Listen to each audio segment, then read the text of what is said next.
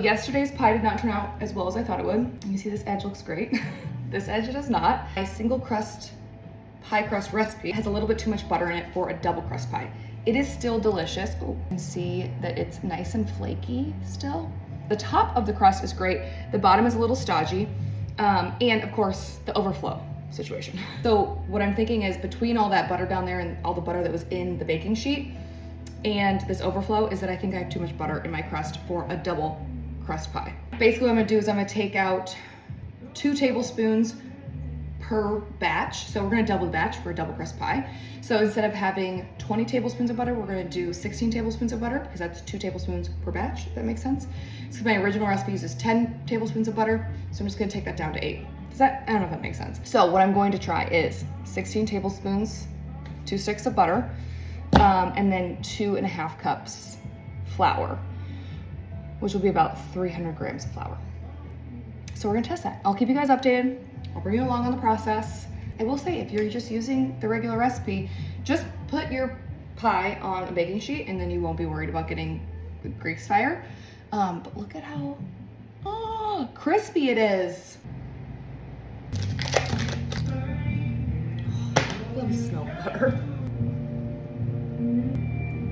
This is gonna need to be chilled more. You do not want it to be pliable. Like, you do not want that. You want it to be a little bit colder. I'm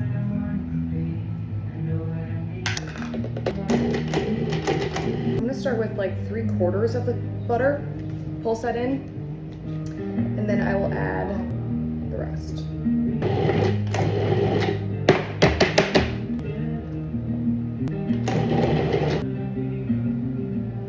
That looks fabulous.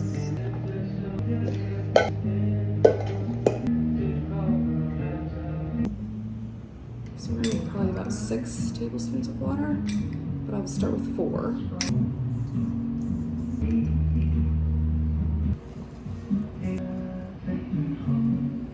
I'm gonna weigh this whole thing and then I'll cut it in half, make sure they're even.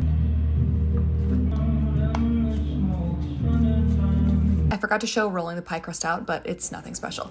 Then the filling I'm using is Erin McDowell's apple pie filling with some added lemon zest and a bit more nutmeg. I cooked it last night, so it's going into the pie shell cold, which is key for keeping the butter solid. And then I pinch the edges together and then tuck them under and crimp, and then it's going to go into the fridge to chill for an hour before we put it in a 400-degree oven. But before we do that, we're gonna brush the top of the pie with an egg wash, but avoid the edges because those will get brown on their own. So I just brush the center with egg wash and then I coat it really heavily with turbinado sugar for some sweetness, but also an epic crunch. Then it goes into the oven for 30 minutes at 400 and then we drop the temp down to 350 for another 60 to 65 minutes until it's golden brown. Be good. Oh no, she's wanting to melt.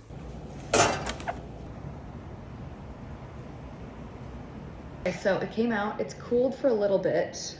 It's still kind of hot, but we had a little bit of leakage. This is mostly apple filling, and then there's a little bit of grease or butter, melted butter on the baking sheet, but not nearly as much as last night. And